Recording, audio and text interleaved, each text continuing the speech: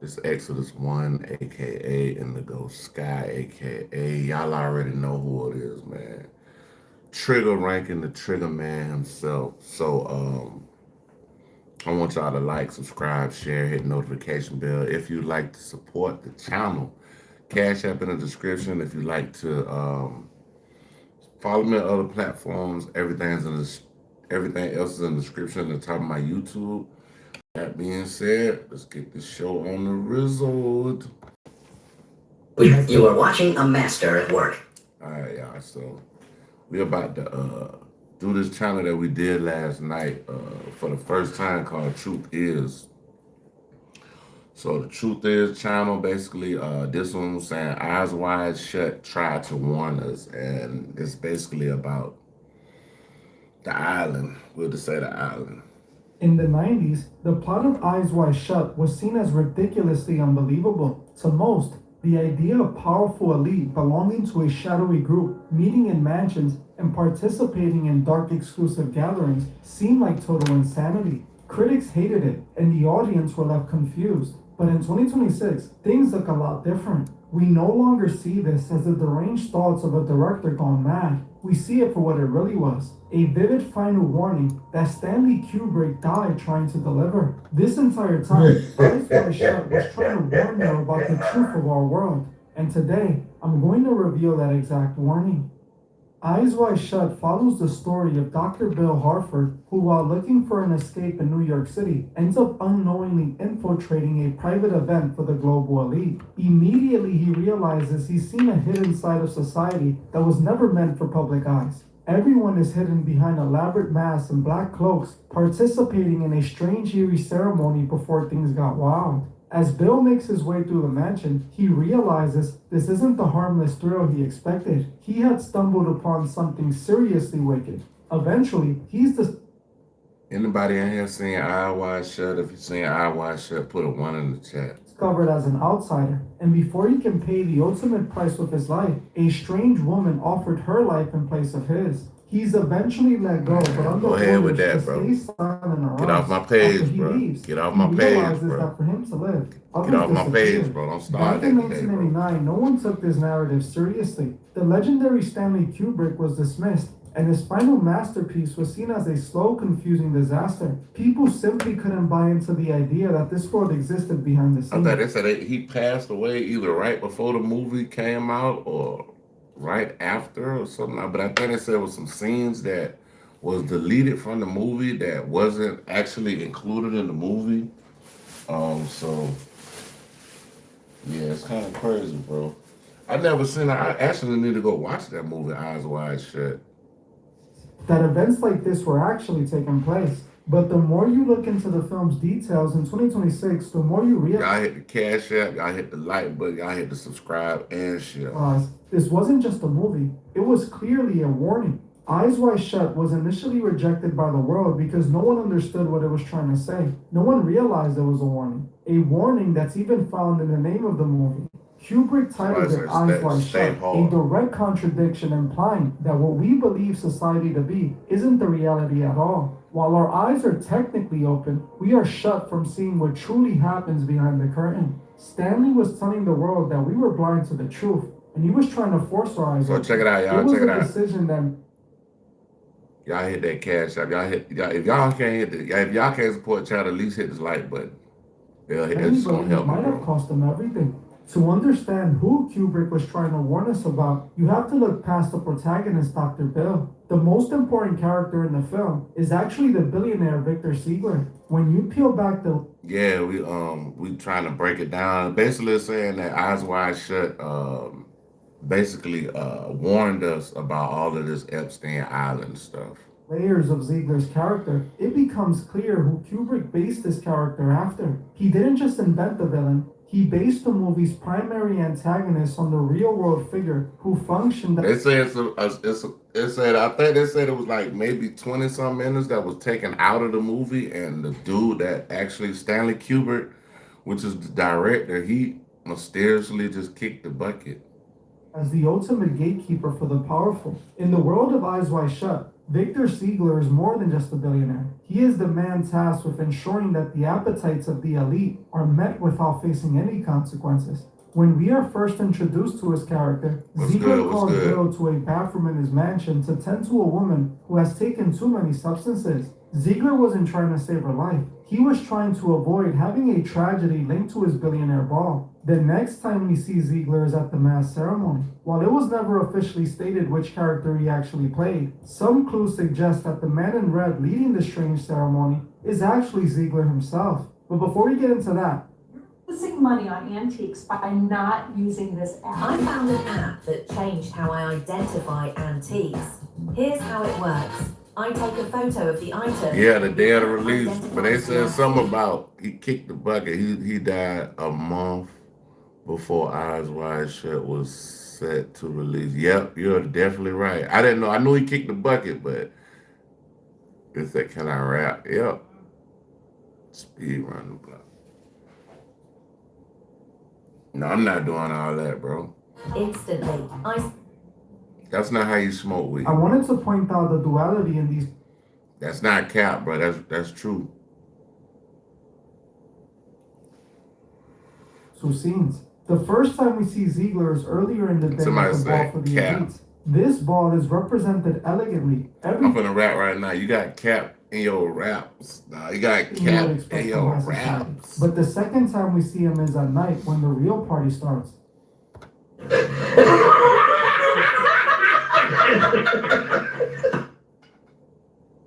While all the same people attended both parties, one was for the public to hide behind, while the real party was held after. This duality is the key to understanding the point this movie's trying to make. The first party at Ziegler's mansion is for the public. I know, but I got good weed, so I'm not just wasting the fucking weed, bro. Goddamn. Hit a little bit, put it out, smoke a little bit later. I'm high, bro. I don't need, you know what I'm saying? I ain't no goddamn crackhead. Shit. Why he? Shit, I know, but goddamn, I don't even think Snoop. So I think Snoop be doing that shit for like a just like Brandon like type shit. I don't think Snoop even smoke like that. They showed Snoop ashtray. His blunts was a little bit longer than this, bro. His blunts was like about right here. I mean, his roaches. Like he'll hit it, and then put it down. It's about charity and status. The second party is where their sinister behavior is released, and they stop pretending to be civil. Kubrick is showing us that for the elite, hit the cash app. I rap. Hit the cash app right now. I rap. I spit about 20 some bars for you.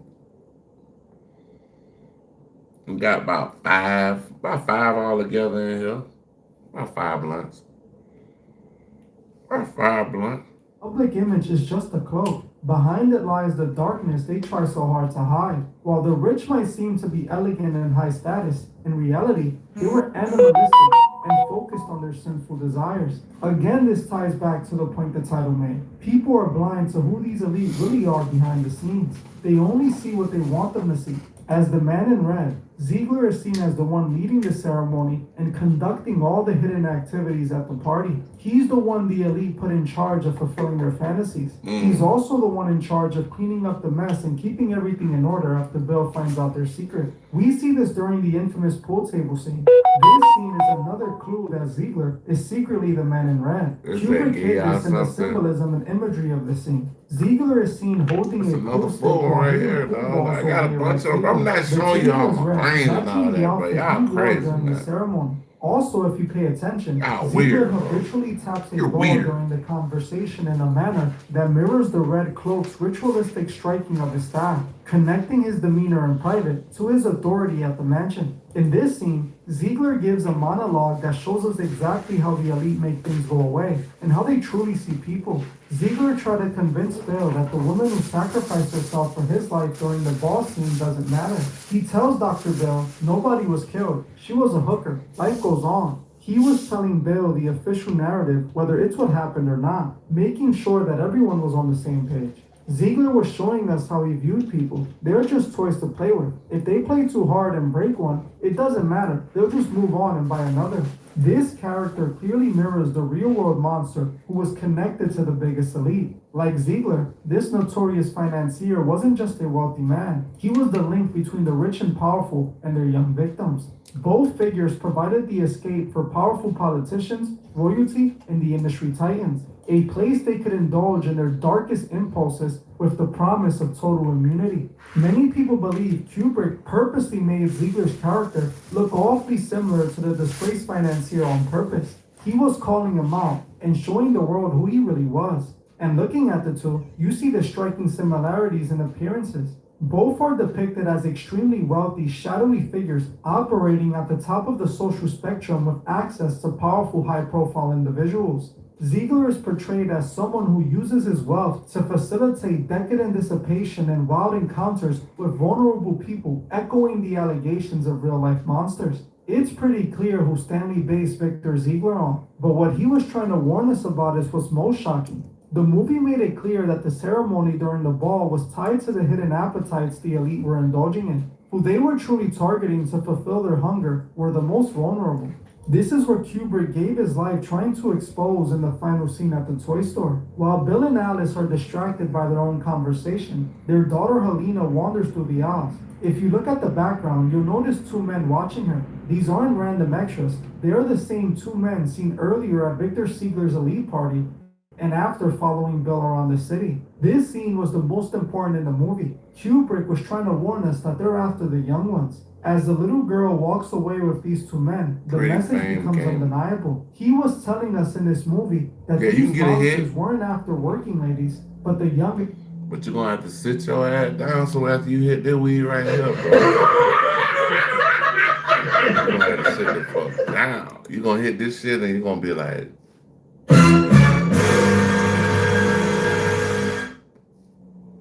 So victims. The idea of targeting the young is spotted all throughout the film. There is a scene where Bill goes to buy a costume to attend the ball. When he arrives, the costume shop is closed, but Bill manages to get the owner's attention. Bro, you hit my weed, you're gonna be like... While Bill is renting his costume, he discovers the owner is selling his young daughter to two wealthy older men. With this scene, Kubrick was exposing the reality that in these elite circles, young victims are treated as the ultimate commodity. Whether it's the shop owner's daughter or the character of Mandy, the woman who sacrificed herself at the party, the message is clear. The elite use these young victims for their amusement. In the toy store... I ain't gonna lie, y'all. I've been hearing about stories like this, and besides eyewash shit, I've been hearing like stories of like just pretty much everything they're talking about in this movie. Like I heard they was doing that shit for real, and I'm talking about this was years ago, though. Making her way to the two men, she walks past a board game titled The Magic Circle. This was not placed there randomly. This is a direct, undeniable reference to the ceremony scene from earlier in the movie. In the scene, those participating in the ceremony formed a circle around the man in red. Kubrick was telling us that the young were being targeted for the Magic Circle ceremony, which was shown in the mansion scene. By the ending of the movie showing Helena being watched by the same fixers who guard the elite secrets, Kubrick delivered his most haunting message. He was showing us what we now know as fact. The Zieglers of the world are after the most vulnerable in our society. This is exactly what Eyes Wide Shut showed us over 25 years ago. It is reported that Kubrick spent decades researching the habits of the ultra-wealthy, and the recently released documents prove his research was terrifyingly accurate. He likely had intimate knowledge of these circles because he lived among them. In the recent documents, Hollywood's ties to these elite circles were finally confirmed. We now know through unsealed... They said they got an article say Epstein helped Woody Allen's daughter get into college. Shows emails that directors like Woody Allen and his wife were frequent guests at these high society events for years. It is highly likely that Stanley Kubrick was trying to... How everything coming along with you, big dog? Everything going good with you? Tell us the truth through this movie. But when the gatekeepers realized that Stanley tried to pull a fast one and Eyes Wide Shut was revealing way too much, many believed the retaliation was swift. It is a well-documented fact in film history that Stanley Kubrick died just 6 days after showing his final cut of the film to the studio. It's rumored the studio was extremely upset and ordered him to make changes to the film.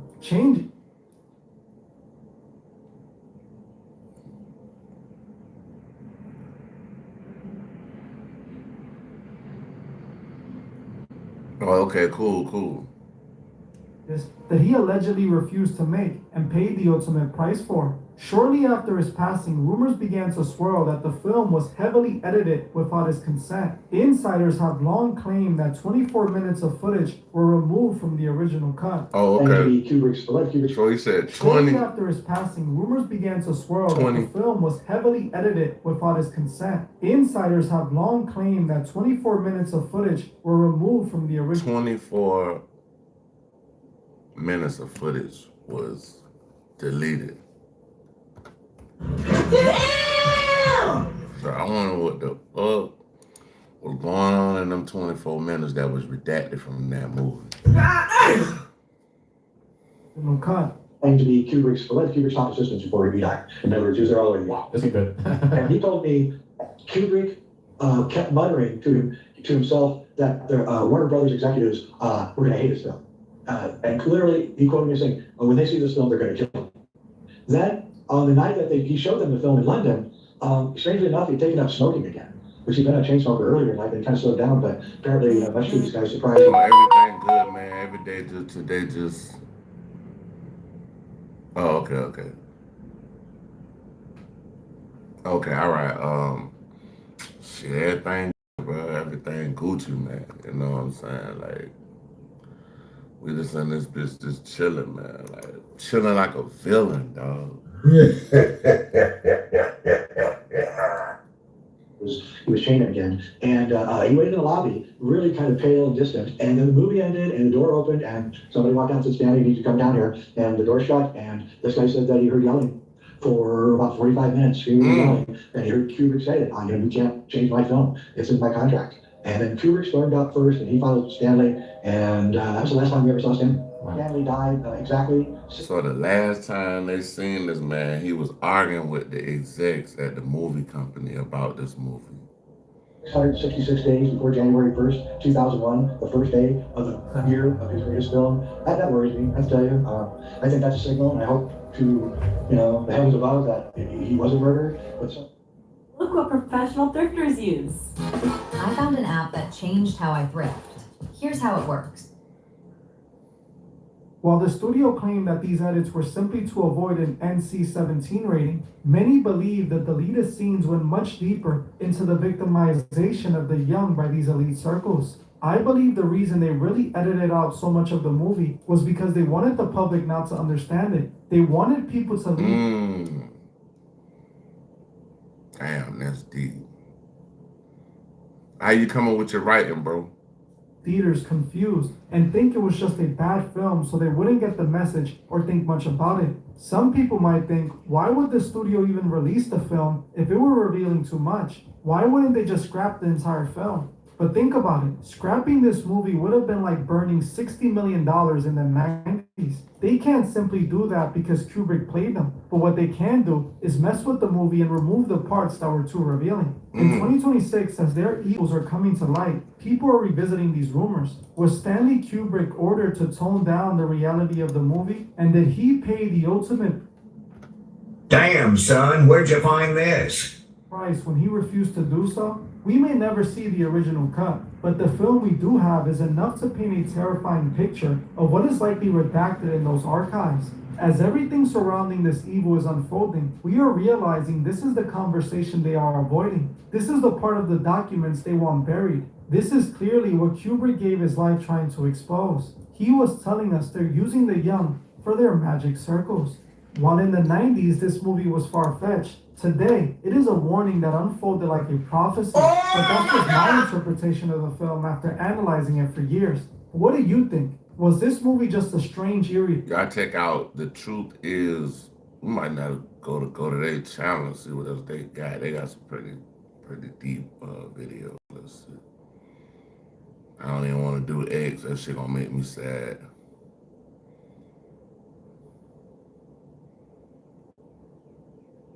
I did want to see this one. This one about this has Kendrick Lamar secretly panicking right now. Let's see what he's talking about. Same He channel. attempted to spin the situation.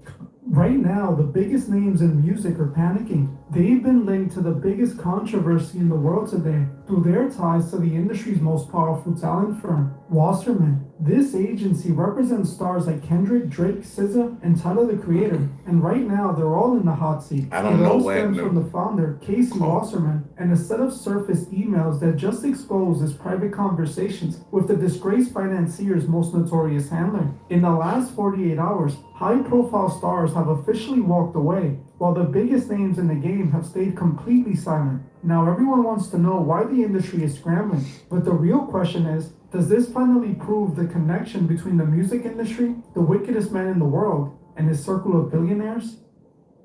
In the industry, there are only a few top talent agencies that represent the biggest stars. Wasserman is definitely one of them. For years, they have held the literal keys to success, but overnight, they become a PR nightmare. Now, being associated with them is a career death wish, and it's all because of surface What you mean, emails from the Nicole? company's What you mean though? What you mean though, Nicole? owner, Casey Wasserman, to the world's most infamous handler. I look like James. My name is James. Okay. In these 2003 emails, Casey was labeled. She said, hey y'all, Nicole said I look like she said I look like James. LeBron James, LeBron James, LeBron James, LeBron James, LeBron James.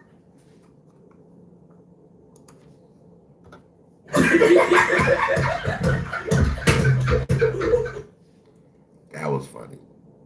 By the media as being flirtatious with easily the most evil woman to ever live. The two were emailing back and forth, trying to plan a hookup session in New York, where Casey requested she wear a leather outfit and find a place where they wouldn't be spotted together. He was even caught asking for a massage. If that wasn't enough, it was also revealed he previously traveled on the private jet belonging to the most wickedest man in the world. This is the man who was recently named the chairman of the LA 28 organizing committee, the man responsible for bringing the 2028 Olympics to Los Angeles. He's not feeling the pressure from all But that's the sides, Summer as the Olympics. public, the talent, and even his own employees are demanding he steps down. Casey attempted to spin the situation, claiming he regrets the association and that it was 20 years ago before he knew of their crimes. But the people aren't buying that. We've already seen a massive wave of celebrities publicly denouncing and leaving the company. Stars like Chaperone made a public statement announcing her departure, letting her fans know they won't support a man with these ties. But you have to wonder, are these artists leaving because of their morals? Or is it because they see the company's reputation crumbling in real time? While some have spoken out, the biggest names in the game are still silent. People are still waiting to see where stars like Kendrick Lamar, Ed Sheeran, and SZA stand. They've stayed completely quiet since these emails surfaced, leaving the world wondering why the loudest voices in the culture suddenly are so silent. For instance, Kendrick Lamar is known for his hit song Not Like Us, where he spent 6 minutes calling out Drake and accusing him of being a questionable guy. But now, the man who controls Kendrick's business deals gets exposed for his ties to the most wickedest man in the world, and suddenly Kendrick has nothing to say. To make this even worse, when names like Jay-Z were surfacing in the headlines for their connection to these records, Kendrick stayed silent then too. He didn't cut ties, he didn't make a diss track, he completely ignored it despite claiming he stands against everything those allegations represent. Now it looks like these celebrities in the Wasserman agency are trying to hide these connections from me. It was recently reported that Wasserman actually removed the entire section of their website that lists the artists they represent. It's a move that could only be seen as a desperate attempt. Homeless? I don't know. I got a picture of myself on the wall, so I don't know. I don't know how long I could have been homeless. What's up? What's up? Rochelle, what up?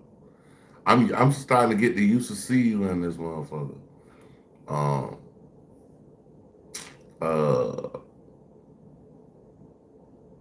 how you donate? It's in the description. to minimize the damage, but it's clearly too late. While artists like It's in the description of the channel. Of this many video. A-listers are still there and haven't said a thing, which is quite interesting considering people like Jay-Z and Eminem were directly referred to in the recent batch of documents, showing a potential link between the industry and the world's most wickedest financier. Now look, these allegations have yet to be proven in a court. Quick hack on how to unsubscribe from all of your emails at once. It's called Enroll Me, and it allows you to see all of your subscription.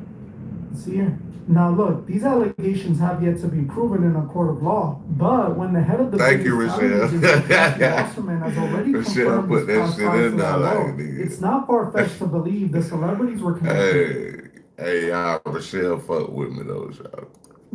Rochelle said.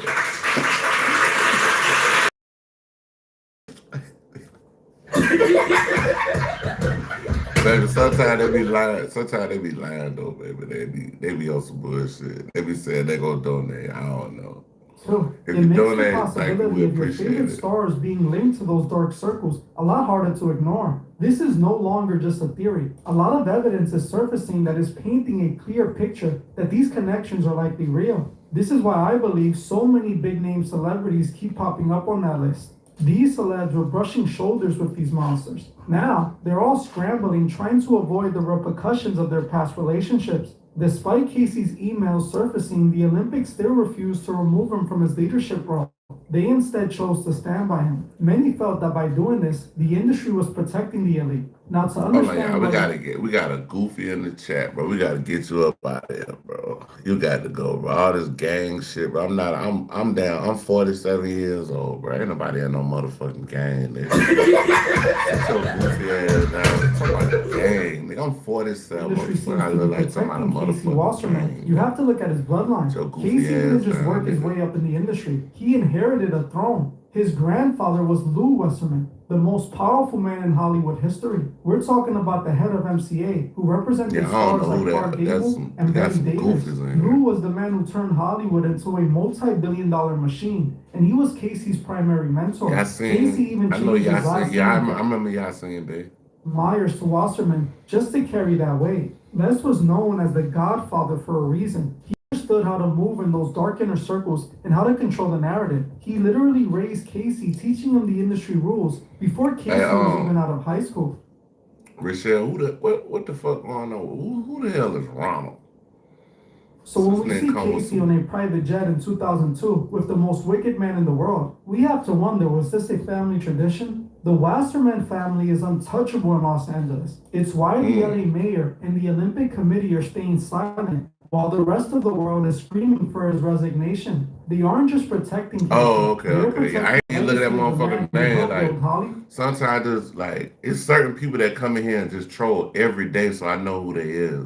Just like you come in here often and you fuck with me, I know you. Like, your little profile pic or whatever, your little joint.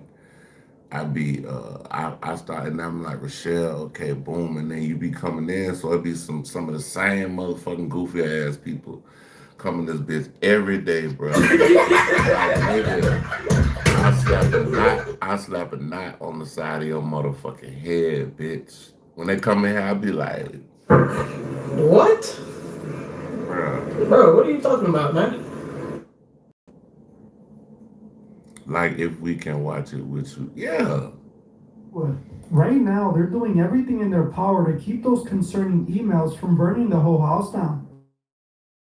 He's the only billionaire who was put in the spotlight. Oh, yeah, I Just a know. few days ago, I ain't gonna lie, babe. I ain't got no. I'm buck naked on this shit right here. I ain't got no Wi-Fi. I'm like, so what I'm doing is I'm streaming on the phone.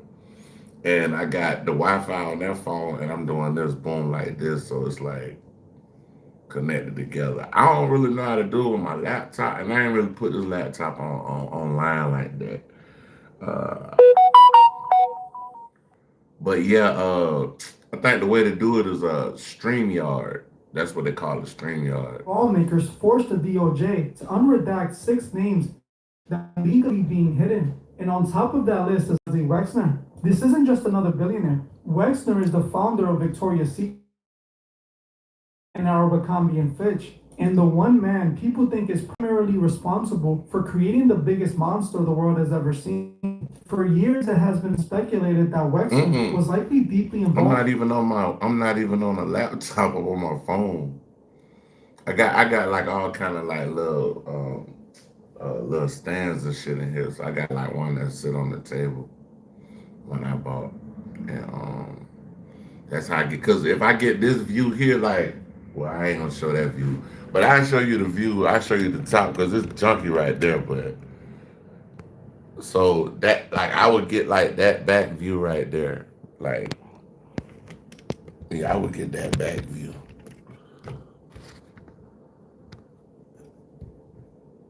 How am I watching videos? I'm using the Wi-Fi on my phone to play another phone. I got like with 1,000 the entire phones. operation, likely being the one man who funded it all. But for years, he denied and I pretended got to iPhone. I got all kind of shit in here. I need to this iPhone. I really need to get this shit up and running. no knowledge of any crimes the monster he created was committing. For years, there was no indication that the authorities were investigating Wexner, despite all the signs they showed. The authorities as I got this shit literally nigger rigged. I got a nigger rig YouTube studio. It says, are you Bangladesh, India, or at some point started calling him a co-conspirator, as that's what they listed him as, a name that the DOJ is being accused of purposely hiding from the public. On top I got a of posing laptop. possible I got a plot laptop to right here, baby. Look. it's I got tons of laptops. I got a whole laptop right there. I got the whole setup. I got the whole setup. I got another laptop here. Because they were too hassle on. Hey, I got a little baby phone laptop though. Effectively deciding who became a I got a whole star bunch and of who shit. remained unknown. I got This was another studios and issue all like kind the of people in the industry. I got real studio shit in here. Like, we could come. You can come in there, bitch, and we could record like straight up. End up involved in these dark billionaire circles. It's well known they use these Victoria's Secret events to recruit. Have also been She says he's Black American. used to recruit celebrities. Many Hey, celebrities Rochelle were be, known hey, to Rochelle be collaborate on with it, boy. That'd be or so just fun. attend I love putting them in Rochelle. the same rooms as men like Wexner and his really good friend. No. I wouldn't be surprised if career opportunities were. I don't know what your name. What's her name? Babu or some shit. Hey, go look at the last comment, bro. Look at Rochelle's comment. That'll tell you everything you need to know, sir. Angled in the face of celebrity participation. You agree to hang out with this billionaire and make them happy a couple times, and you get that new role you wanted. Think about it. It's likely the same thing they did to those Victoria's Secret models. When you see Casey Wasserman linked to these same circles, you realize and they provided the celebrity access. They weren't just brushing shoulders with monsters. They were likely the ones who helped build the entire operation. They want us to believe the industry has no ties to the. They must be thinking I'm from Bangladesh because of my damn beard or some shit. They talking about, am I from Pakistan, my nigga? God. Not Pakistan. God damn. Boy, I thought I was from Pakistan. But hold on. He's right, you know. Hey, y'all keep saying that shit. I might be like, What is he doing? He's beginning to believe. he's beginning to believe. People. But now they're all scrambling to avoid going down with this. Denouncing a company they were once proud to be a part of in hopes of saving their Jeffrey, what up? reputation. But in my opinion, Bro, these I hope that's a celebrities that are now female, bro, running with aren't that. as innocent as they might want to appear. I can't, cause While I they can now barely all see pretend they like had no clue and some did of these nothing. pictures The be far reality back, so I is, can't they were see too this. close to the fire not to get burned. They were rubbing shoulders with these monsters. So when you're seeing all these big name celebs being named, don't be so quick to brush it off. As we can see, the connection was clearly there. Now, a lot of you are asking, if this is so bad, why don't Kendrick and SZA and others What just up, walk what up, away? Randy? To understand Talking that, about- you have to understand the sheer level of We used to power. run with Randy. What's up? How you doing? What's going on? How you doing? What's up? put your hands together for.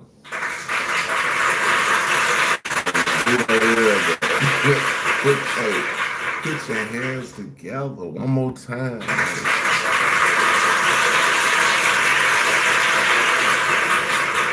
what's up. Where you tapping in from, though? Where you tapping in from?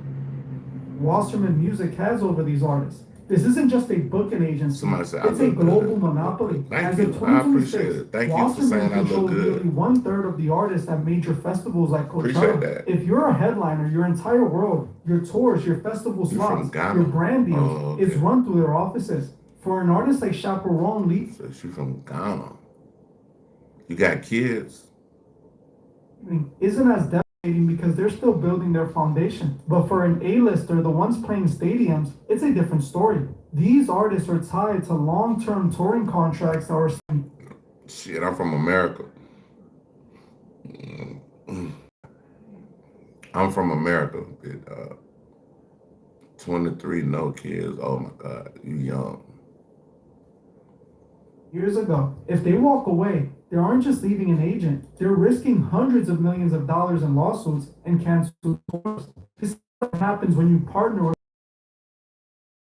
design so that by the time you reach the level of a Kendrick or a Drake, you're so deeply embedded in the machine that leaving it will literally bankrupt you. Wasserman doesn't just represent them. They own the infrastructure they stand on. See, that's why a lot of y'all be, a lot of countries be kind of ahead of America in certain things, like, because if you graduating at 23, I don't know, you said school this year, 23. Oh, college, I guess college.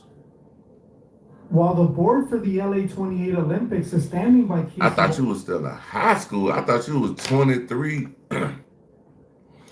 Finna graduate from high school.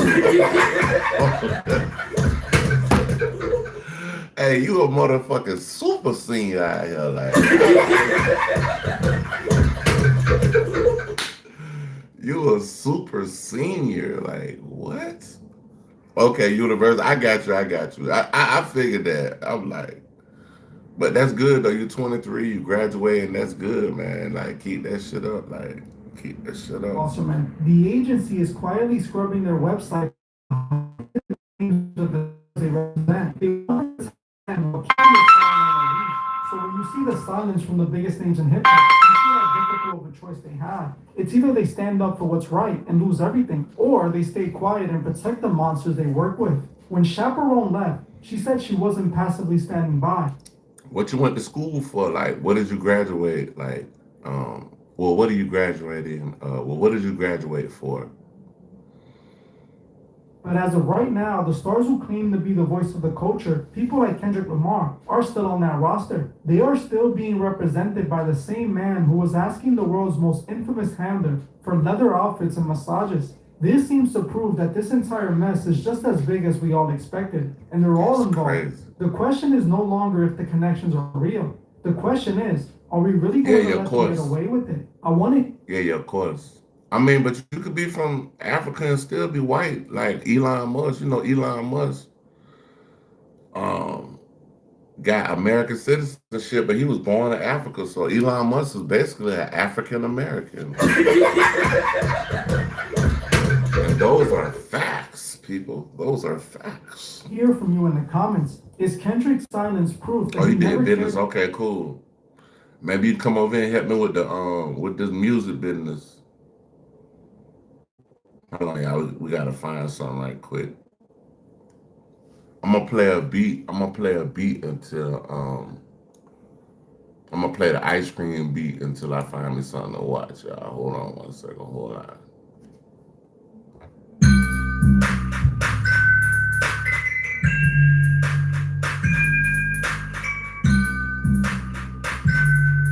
Elon Musk going to Africa, shot.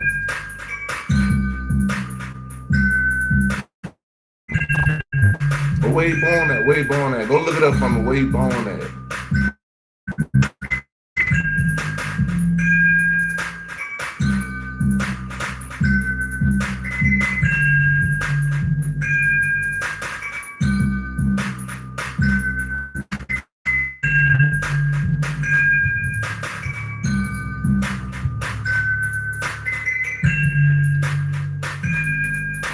mama for some time. Okay.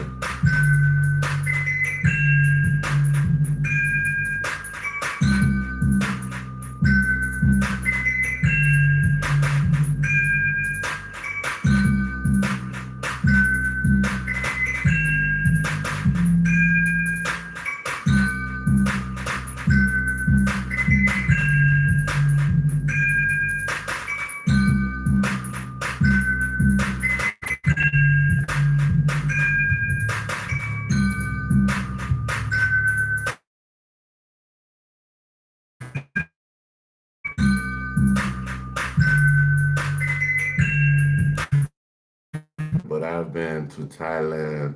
It said, okay, so hold on. I missed a couple of your chats, yes, but I want to start working with your mom for some time. I was born in Ghana, raised here also, but I have been to Thailand and Japan before. Yeah, I had a Japanese girlfriend before. I ain't gonna lie, straight up Japanese girlfriend. All right, yeah, we about to dive into another one. Um, um, the celeb sauce. We about to do the celeb sauce. Yeah. I'm only reason I met her because she was over here as like on a student visa.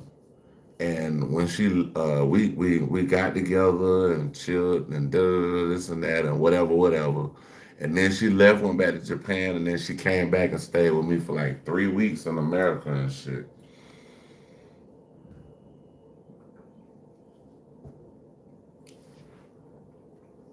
That might have been that might have been the best 3 weeks of my life.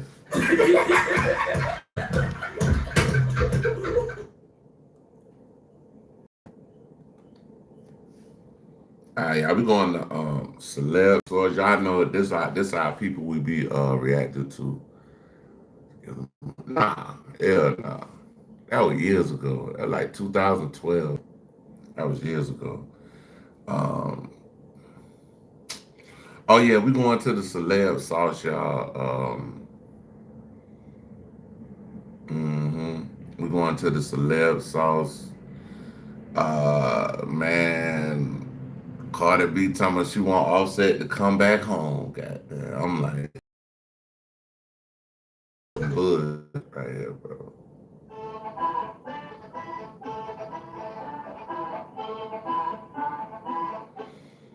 Hey, yo. My cousin, they kept telling me, they was like, man, you need to make a baby with her. I'm like, man, I'm not doing all that shit, bro. Like, Hey, yo, thanks for tuning into the I'm song. not doing that, bro. Like, what? Celebrity news. Current events. Hip-hop. See, some people, they just ain't used to shit. Like, bro, like, that shit don't amaze me, bro. Like, okay, it's a Japanese person, and what? What's up? What's up? You say you're an adult now? Okay. Well, shit, hit me up on my Instagram. My Instagram, go to the top of the channel. Hit me up on the Instagram. It's at the top of the description of my channel. If you really real, like hit me up on Instagram. You can stay on the channel, but just hit me up on the Instagram and then we'll rock from there. Pop culture, politics, gossip, and more. I can't play no songs, big dog, but I can play my music. That's the only thing I can play. I can only play my music. So if y'all want to hear my music, we'll listen to that. I can't play copyrighted music. Thanks for tuning into The Source, your source for celebrity news. Do me a favor, hit that the channel. Jeff, well, when you make it, Cardi B was performing, and while she no, was listen, performing, she hold on. said, Check this out. When you make it, here we go again, bro. Like, here we go again, bro. Like, Wait a minute. Who are you?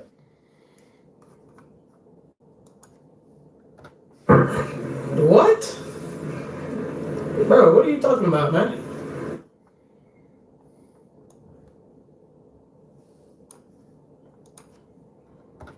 Congratulations, you played yourself. And if they do, she's got some bandmates for them. Well, now, ICE has officially responded to Cardi by saying, as long as she doesn't drug and rob our agents, we'll consider that an improvement over her past behavior. Oh my goodness, let me find out that ICE got jokes. But not only do they have jokes, they also got time today, and they're hip to Cardi's past. Because if you remember, Cardi once said,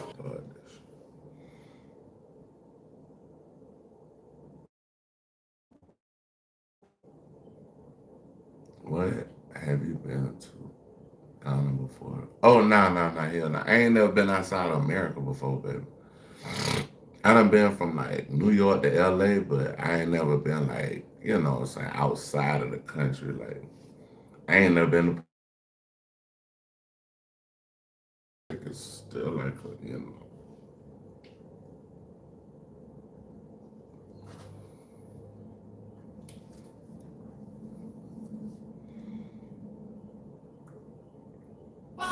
all right, so if you... Oh, she said I show speed. Oh yeah, that's my love.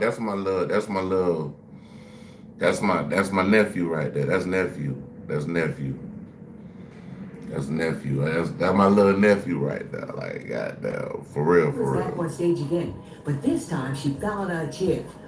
I show speed, bro. I ain't gonna lie. I did a video on that shit, man. Shit. I did a video on that shit. That shit was crazy, man. I was like, that shit was wild. I could barely get through the motherfucking video, bro. I was starting getting choked up and shit. I was like, what the fuck? Yeah, I was getting choked up on the I Show Speed video because it was like, when the nigga when I don't mean to say nigga. When I Show Speed went to European countries, they was trying to call the man monkeys and throwing bananas at him and all this, trying to be funny and shit. When he went to Africa, this man had a king's welcome. Damn! He went to Africa. They treat that man like a king in Africa, bro. She hopped back up quick, but when she got back up, she immediately blamed the government.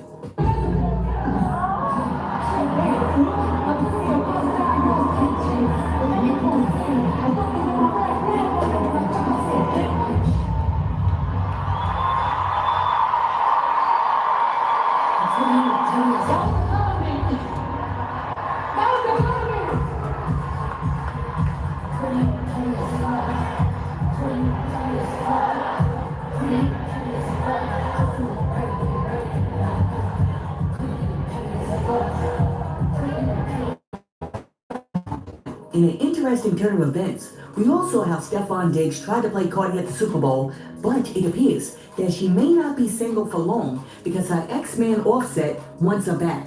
As a matter of fact, after her real public breakup with fanaticz, Offset jumped online and wrote, everybody just fucking each other, bro. But I mean, I get it because the niggas in the industry, they want females that they know ain't gonna really expose shit that's going on. Like,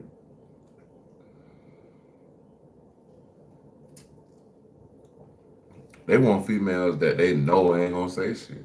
So that's how that shit be going down a lot of the times. I mean, they ain't gonna get no regular motherfucker that's just super happy to be with you and just gonna tell everybody everything.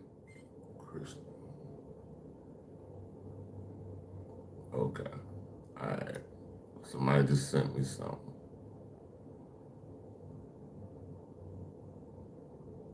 Oh, my bad, y'all. I'm gonna stop the damn video. Hold on, bro. LOL. Oh my goodness, let me tell you something. I don't know if Offset is trolling or if he's dead serious. But what I do know is that if Cardi knows like I know, she needs to stay away from Offset and fanaticz because these two are practically twins. I mean, the only difference between them is that one is a bigger buff version of the other one. I mean, for real, Both of them like to play childish games, neither one of them is ready to settle down, and neither one of them really cares about Cardi's feelings. So, if you ask me, Cardi B just needs to wipe the slate clean.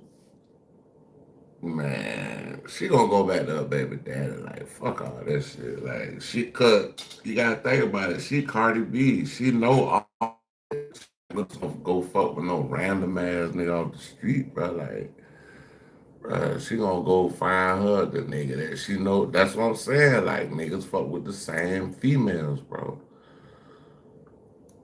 Like, bro, she not going to nobody else, bro. Like, she going right back home to Offset. And leave both of these dudes in the rear view. Because the way that both Offset and Stefon Diggs are treating Cardi like she's think though, I think that Offset must have been alone on Valentine's Day, sitting in the house all by his lonesome, mad drunk when he typed that message. Or maybe he was sober because allegedly Offset also anonymously sent Cardi 10,000 heart-shaped balloons for Valentine's Day. Oh, baby, give me one more chance. Won't you please let me back in your arms? Now, it could be that that man really loves his wife and he was just waiting for the right opportunity to get her back. But I have a feeling that if Cardi B was ever to take Offset back, he would simply do the same thing to her all over again. Because this isn't about the fact that he really wants her, but instead, this is about the fact I think she's gonna go back, but it's like, I mean, them people, they're not really trying to do,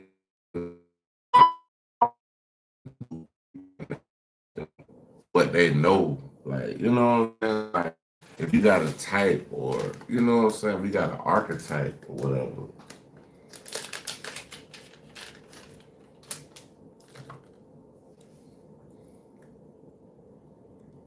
Man, no, why give you girls some Spanish? Who? Thanks for going Who? I'm with you. Bro, I'll lose it all. I'll lose it all. I'm telling you early, like, who? Shit. Who? I'm pressing, pull it up. But it's all right. Okay. I'm pulling up. As you should. I'm pulling up, man. If you love something, let it go. If it come back to you, it's yours. You did that. You can't. I don't let it go. I don't let it go. Might gonna come back. You keep fighting it. Might gonna come back, man. Listen, let me know down below. What do y'all think about Offset seeing Cardi's breakup with Stefon Diggs and then jumping online saying, "Come back to daddy"? Alright, so today we're going to be discussing Stefon Diggs' court case and why his lawyers dumped him quicker than Cardi B did at the Super Bowl. But before we... This nigga about to get. Then they say the nigga choking her baby, the nigga she just left choking bitches out and shit, like, cause they ain't cooking what he wanted them to cook them and shit. Choking female out, she ain't cook what he wanted. Like, get into the crux of the case, I'm going to piggyback off of yesterday's show and let y'all hear the very interesting conversation that Ricky Smiley and Brad had about Stefon and Cardi's Super Bowl breakup. If I am your woman, you ain't get ready to go greet her on the front row and almost show her off a little bit and acknowledge her like that. No, that's not gonna happen. You can say what's up, but keep it moving and get your ass to the field or get in the locker room. But y'all might not like this. Brad done got big as hell, but Brad, I don't know, Brad so big, it look like she got a moo-moo on. Like, what the fuck is going on? Like, this bitch spread it out. Like, she spread it out. Like,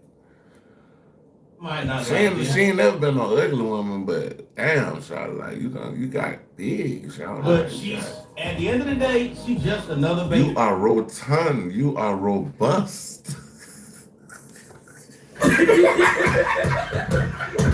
are robust. Looking at mama in his life. She ain't got no higher status. She ain't got no higher status than no other. She ain't his wife. She ain't his wife. She was his wife. She ain't his wife. You gotta respect what you got to do. But the craziest thing to me was, like, when Cardi B left Offset and then she had a baby with a nigga and then like, how you have a baby with a whole nother nigga, then y'all break up at the Super Bowl? Like, that sounds like some goofy That shit sound real goofy, man. Like, you know what I'm saying? Like, I know Offset was like, Come on now, dog. Come on, man.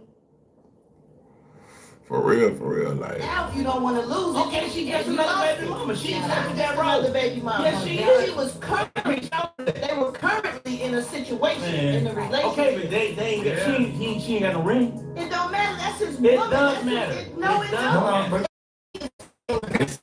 Married though, like you had a baby on your husband, like, bruh. Come on now, dog. Come on, man. You had a bruh. Bruh.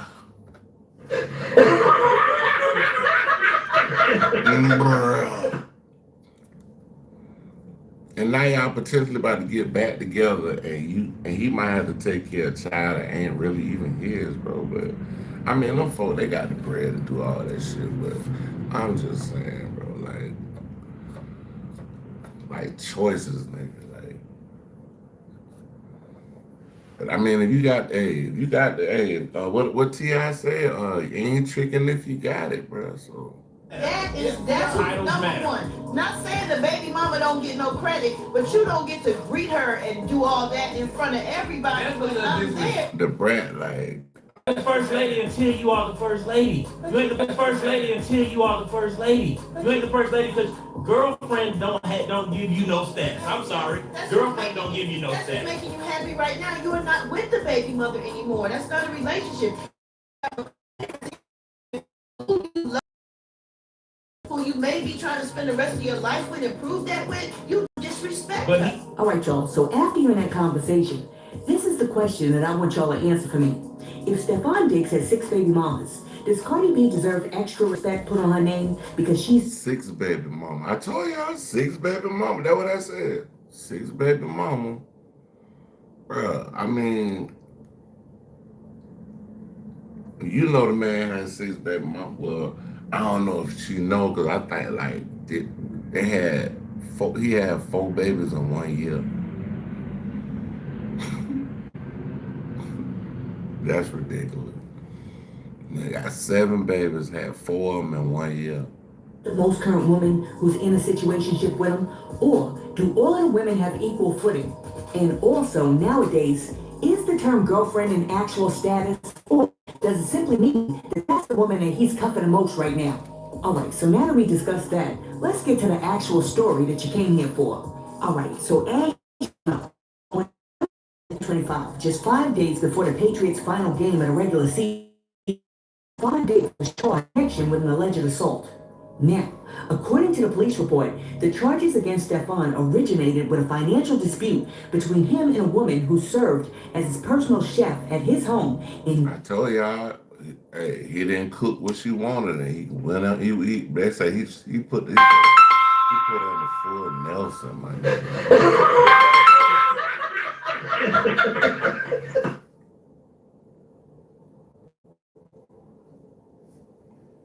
Dedham, Massachusetts.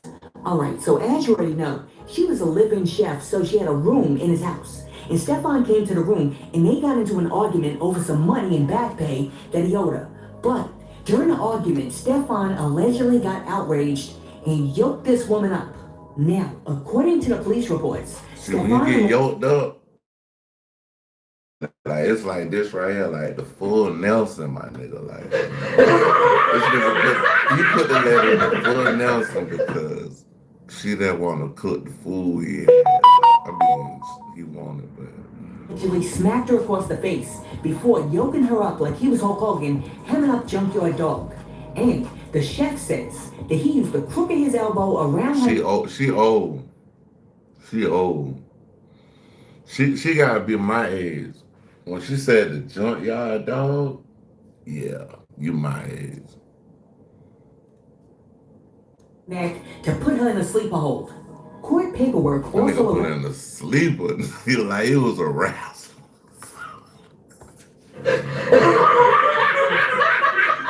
God damn. I mean, come on, man. that the woman Like, had bro, told you me. an NFL player, bro. You could just jump in your car, ride, get you a whole platter or some shit and come back. Nigga. Breathing and that she felt like she could have blacked out at any moment. She also said that she tried to pry his arms away, but he tightened his grip. At that point, he threw her onto the bed and said something to the effect of, "Thought so." Okay, so let's pause here and slow to get the story straight.